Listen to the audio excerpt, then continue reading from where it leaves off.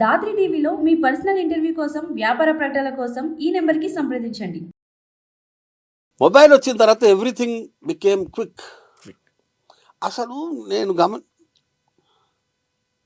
Gram phone record ఒక 50 ఏళ్ళు ఉంది. ఒక్కసారి టేప్ రికార్డర్ ఎప్పుడైతే మొదలైందో, గ్రామ్ ఫోన్ రికార్డర్ వెళ్ళిపోయిన తర్వాత టేప్ రికార్డర్ వచ్చింది. టేప్ రికార్డర్ తర్వాత మిగతా పరిణామాలు చాలా వేగంగా జరిగాయి. ఫాస్ట్. ఇంత చిన్న మనకి ఒక 10 పాటలు పెట్టాలంటే 10 గ్రామ్ ఫోన్ రికార్డులు, ఒక 100 పాటలు పెట్టాలంటే ఒక 50 గ్రామ్ ఫోన్ రికార్డులు, అంత స్పేస్ అవసరం. అది ఎంత శీఘ్రగతిన పరిణామం చెందిందంటే సమాజం, ఈరోజు ఇంత చిన్న పెన్ డ్రైవ్లో ఎన్ని ఉంచుకోవచ్చు, లక్షల పాటలు. అసలు ఏందో మరి అది వాటికి టెర్రాబైట్ అని, ఏందో గిగాబైట్ అని. నాకు టెక్నాలజీ అంత లేదు, చెప్తున్నా.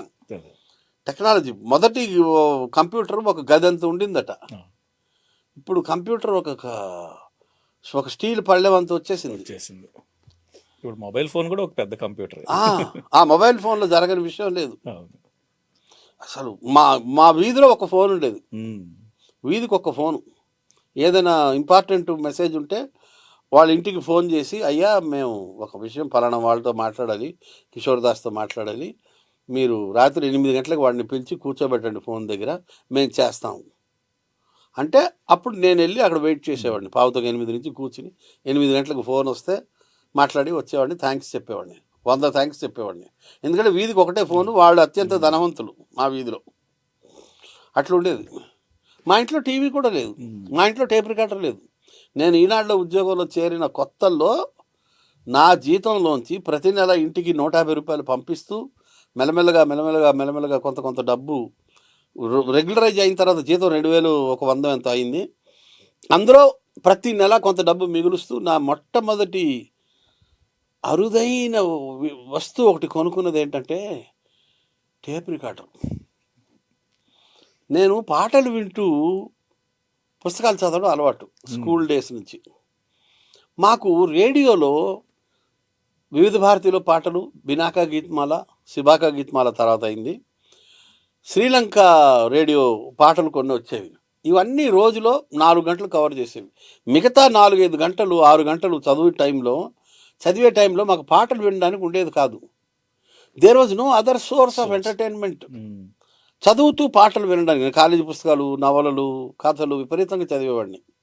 ఈ సంగీతం వింటూ చదవడం అలవాటు. టేప్ రికార్డర్ కొనే స్థామత లేదు మాకు.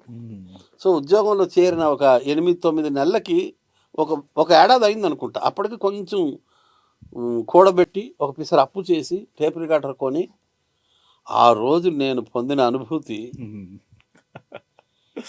అసలు. అప్పట్లో ఏమన్నా గుర్తుందా దాస్ గారు, ఏ పాట విన్నారు? కిషోర్ కుమార్ పాటలు పిచ్చిగా వినేవాడిని, అన్నీ బాగా ఇష్టంగా వినేవాడిని. హమే తుమ్సే ప్యార్ కితనా, అసలు ఒక పాట కాదుగా, ఆరాధన పాటలు అసలు ఎన్నో. బాబీ, పడోసన్, అబ్బో పడోసన్ తెలుగులో కూడా వచ్చింది. అవును, పక్కింటమ్మా. అసలు ఆ రోజులు నిజంగా పాటతోటే అసలు లైఫ్ అంతా. ఒక రఫీ కానీ, ముఖేష్ కానీ, అసలు ఆ టేప్ రికార్డర్లు కోటిలో గుజరాతీ గల్లీ అని ఒకటి ఉంది, ఆ గల్లీలో క్యాసెట్లు అమ్మేవాళ్ళు. ఆ క్యాసెట్లు కొనుక్కొని వచ్చి ఆ క్యాసెట్లు పెట్టుకుని, నాకు ఏదో ఒక సినిమాలో ఫలానా ఒక పాట బాగా ఇష్టంగా ఉండేది. ఆ పాట ఇప్పుడు గుర్తులేదు. ఆ ఒక పాటని ఒకే క్యాసెట్లో 20 సార్లు ఎన్నిసార్లు పెట్టించుకుని అది కూడా వినేవాడిని. అప్పట్లో ఏదో సినిమా లాంగ్ బ్యాక్ గుర్తులేదు ఆ పాట. ఆ ఒకే పాట రిపీటెడ్గా వినేవాడిని. అంత వాడాను టేప్ రికార్డర్. పాటలు అంటే అంత ప్రేమగా ఉండేది. ఈరోజు ఇంత చిన్న బ్లూటూత్ ప్లేయర్లో ఇంతే ఉంటుంది. ఒక టేబుల్ మీద మనం పేపర్ వెయిట్ పెడతాం. ఒక పేపర్ వెయిట్లో ఈరోజు ఒక చిన్న చిప్ పెట్టేస్తే ఒక 2000 పాటలు అందులో వస్తున్నాయి. దానికి కొంచెం ఒక చిన్న ఛార్జర్ పెడితే బ్రహ్మాండమైన క్లారిటీతో వస్తున్నాయి. నా దగ్గర ఉంది పాత పాటలన్నీ వేసుకుని ఇంత చిప్లో 1000 పాటలు పెట్టుకున్నాను. మీకు నచ్చిన పాటలన్నీ సుశీల దగ్గర నుంచి, జానకి దగ్గర నుంచి, రామారావు, నాగేశ్వరరావు అన్నీ, నాగ్గాడు, ఇటిగాడు, ఇంటోడు, ఆ జనరేషన్లో పెరిగిన వాళ్ళం కదా. ఎన్టీఆర్ అంటే పిచ్చి మొదటి నుంచి. ఇప్పుడంటే లేవు కానీ అప్పుడు నేల టికెట్లు ఉండేవి. నేల టికెటే ఎంత బాగుండేది. ఆల్మోస్ట్ ఫ్రెండ్స్ తో వెళ్ళే సినిమాలన్నీ నేల టికెటే. ₹2 ఉంటే 40 పైసల సినిమా టికెట్ కొని 120 పైసల స్నాక్స్ తీసుకుని తిని సినిమా చూసేవాళ్ళం. ఆ అనుభూతి ఇప్పటికీ మర్చిపోలేదు. కానీ ఈ రోజు 2000 పెట్టినా పోయాం వచ్చాం, అసలు ఏం జరిగింది, ఆ సినిమా ఏంటిది అనుకుంటున్నాం. సినిమాల్లో కథ ఉండట్లేదు. అప్పుడప్పుడు మంచి సినిమాలు వస్తున్నాయి తప్ప రెగ్యులర్గా చాలా సినిమాలు చాలా మామూలుగా ఉంటున్నాయి. ఆ పాత సినిమాల్లో కథ ఒక బిగి ఉండేది, ఒక బలం ఉండేది. ఇప్పుడు కొన్ని సినిమాలే వస్తున్నాయి అలాగా కథాబలం ఉన్నవి. అది విషయం.